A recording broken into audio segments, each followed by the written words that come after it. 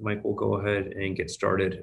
What did it mean for you when you heard the news that you were awarded the Big 12 Conference Defensive Player of the Year award after a phenomenal season? Yeah, it meant a lot for sure. Obviously,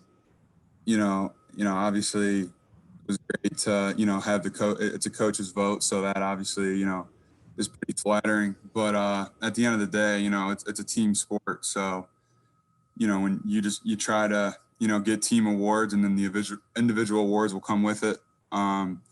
So yeah, it was definitely really cool, but definitely not what I was striving for this season.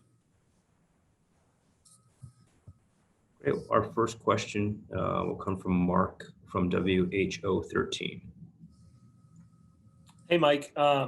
Coach Haycock talked a little bit about your training, even way back, and as the pandemic was kind of starting. Not that the rest of the team wasn't working, just as hard or whatever. But how much do you feel maybe your training in a strange time maybe contributed to the improvement that you've shown and the things you've been able to do on the field this year? Yeah, it played a big part. Ever since I came back and stepped on the field, really it just felt different in a lot of ways. I was running different. I felt way faster. Felt more fluid in all my movements. And it was just crazy because I did everything they told me to do, and I didn't really think it would have that much of an impact, honestly, until I stepped on the field and I was like, yeah, like this for sure worked, and I feel way better. So yeah, it played a huge part. And I thank the strength staff all the time, just telling them thanks for getting my body right. And I'm excited to keep working with them. But it was huge for me. I just feel way different in the way I move on the field now. When you talk about the fluidity of your movement, was there something specific that you were doing that maybe helped unlock that a little more? Yeah, it was just really like, they do a lot of balance. They start at your feet. We do a lot of, hip stuff. A lot of our lifts now are not just, go hit the bench. It's like you're doing a lot of weird stuff that you're not really used to. And it's like, all right, is this going to work? And it's like a long game. You gotta trust it. And yeah, I mean, a lot, like I said, it's just a lot of it was like, what are we doing? And then it was kind of like, all right, now I get why we were doing this for sure. And then one more thing, was that between the strength staff or stuff you did on your own? Pretty much all strength staff. Okay. And then I worked out with my trainer that I worked out with in high school. He works out with he trained Denzel Ward and stuff like that for people in my area who played big football, and a lot of the fluidity like in my drops and stuff. I feel like that helped a lot too, being able to train with him during quarantine. Got it. Thanks, Mike. Yeah. Thanks, Mike. Next up, we'll go to Michael Swain from 247 Sports. Hey, Mike, I wanted to ask you about kind of the lineup you guys have done occasionally where it's Jaquan and Will McDonald on opposite ends. When you guys go to that, I guess you as a linebacker, are you thinking that both are going to get to the quarterback? And when you look back on film, just how dominant have those kind of four-man fronts with the two of them been? Yeah. When Will and Jaquan are coming in on third down, it's definitely a good feeling as a linebacker. You got to cover because the QB may not have that much time. So when they're on the field together, it definitely helps the people on the back end because we know we just got to cover for as long as we have to. But we know those guys are going to be getting after the QB for sure. So, Michael, did you have a follow-up? Yeah, and just I guess I know Jaquan has the all-time sack record, but I know Will McDonald's kind of approaching up on that. Yeah. I guess what's it like to be able to maybe even play with two guys that are going to go down in history as maybe the two best defensive players in Iowa State history? Yeah, I mean, like I said, it's it's nice as a guy who has to cover sometimes. But yeah, no, those two are freaks, and we've known it for a while, and I'm just glad that they're having success this season. But it's really no surprise to any of us because we've seen the work they put in, day out. And Will McDonald's a freak of nature, as many people have said, and that's definitely true. I mean, it seems like every time, you can see on film that O linemen are definitely very stressed blocking him, and he causes tons of holding, so it's just like I said, it makes the people playing behind him job a lot easier. We're going to go to Pranav. Pranav, your line is open. Okay. Mike, Oregon's biggest strength on offense is their speed. How do you guys kind of look to limit that? And have you kind of seen their tape and sort of seen what the things they do best? Yeah, for sure. We've been studying them a lot. Obviously, their speed. Yeah, they got a lot of speed. Their running back 26. I know he's a speedster for sure. But the biggest thing to stop that is just, be assignment sound, be in your gaps and prevent those, those big plays from happening where they can use their speed, get on the edge.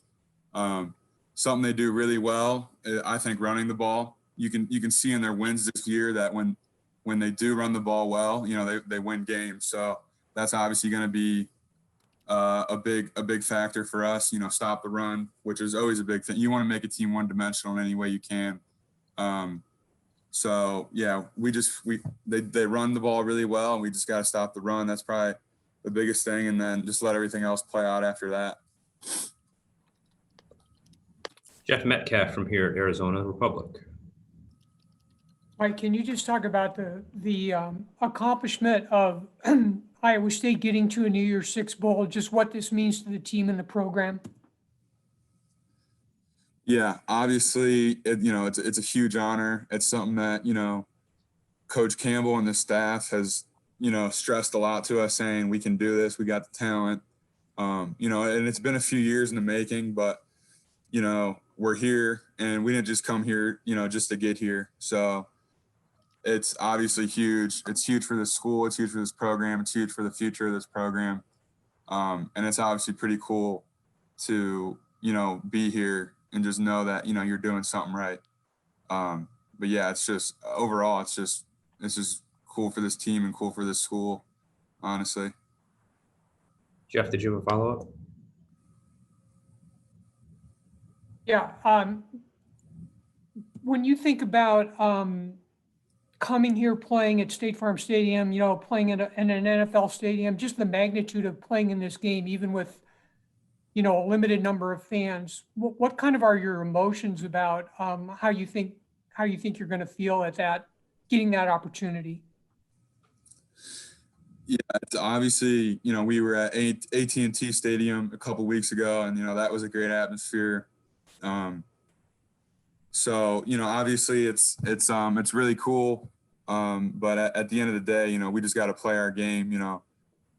You can worry about the stadium and the stage for, when you run out, but when that ball snapped, it's just football. And even if there's no fans there too, I mean, you still got to play your game. You just gotta, you're just playing football at that point. So yeah, for sure. Let's go back to Mark at WHO 13. Hey, Mike, Coach Campbell always talks about, making plays in critical moments. And I think that that's something that we've really seen out of you this year. I think back to, I think it was your freshman year, the fumble recovery against K-State. And that was a huge moment, but it seems like this year you've had big one after big one after big one. How have you improved in that area? Just how have you been able to kind of make some of those plays? And is there something you can attribute that to, that improvement for maybe showing a nose for the ball in those key times? Yeah, I would say the biggest thing this year is just, being more confident in myself and just being in the right spot. We always say that, do your job, it's 1/11th. So, it really just comes down to, like I said, doing your job, being in the right spot, honestly. And then if the ball comes to you, if it rolls your way, then you got to make a play. But yeah, it's just I've been blessed with opportunities this year. I'm just glad I've been able to make them in critical moments for this team. So that's really the biggest thing. It's just you gotta make the play when it presents itself to you by just doing your job. Go back to Pranav. Mike, you were able to have more confidence on the football field this season. Was that a combination of off-season training and experience? Yeah, it's definitely both of those, and a lot of it was the off-season training because, like I said, I felt different running on the field, and I was just because I moved outside a couple years ago, and maybe a little bit last year I was like, am I fast enough to do this? Like, can I cover these dudes out here? So a lot of that was going through my head last year, which I think hurt me a lot. But yeah, it's just the confidence of the off-season training and experience too. Just I found a system this year that works for me, just watching film and knowing what I should watch for, so my film sessions now are very productive versus wasting time. And that takes time too. So like the experience thing, like I've been doing this for 3 years now. And I think I found a system for me on how to watch film. And then that's a huge part. And then another huge part is just, like I said, feeling different on the field, feeling faster. So both those things give me a lot of confidence. And then too, I feel like I've been playing pretty well. So, the more good games you stack on each other, the more that's like the best reason to be confident in yourself, I feel like. Thanks. Yep. Hey, Mike, you grew up in Ohio, and there's a certain college football team in Ohio that's been to the Fiesta Bowl 9 times.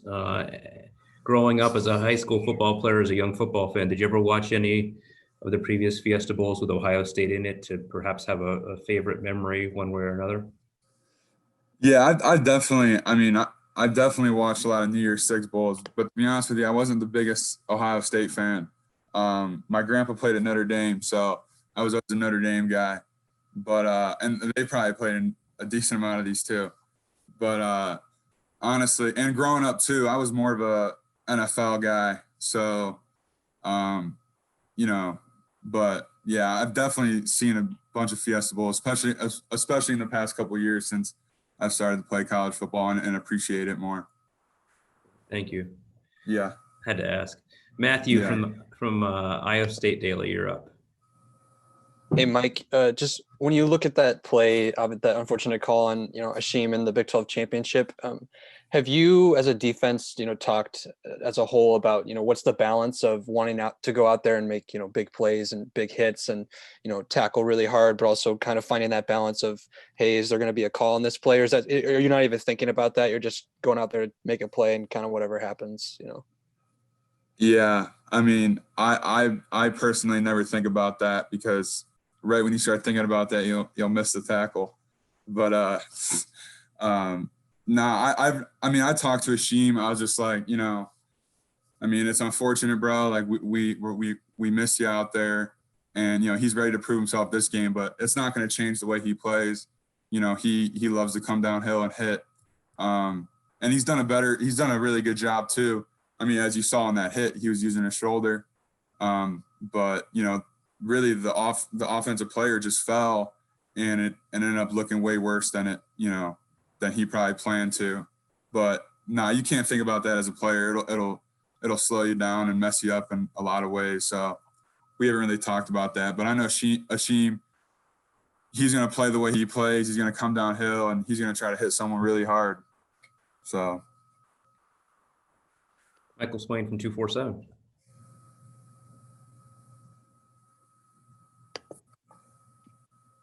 Mike, I wanted to ask you about Mason Chambers.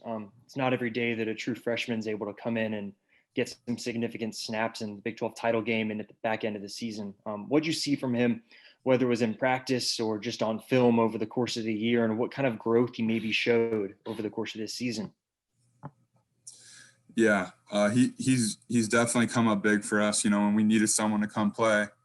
And it was really just it was just him, coming in, putting in the work, asking questions, older guys, watching film.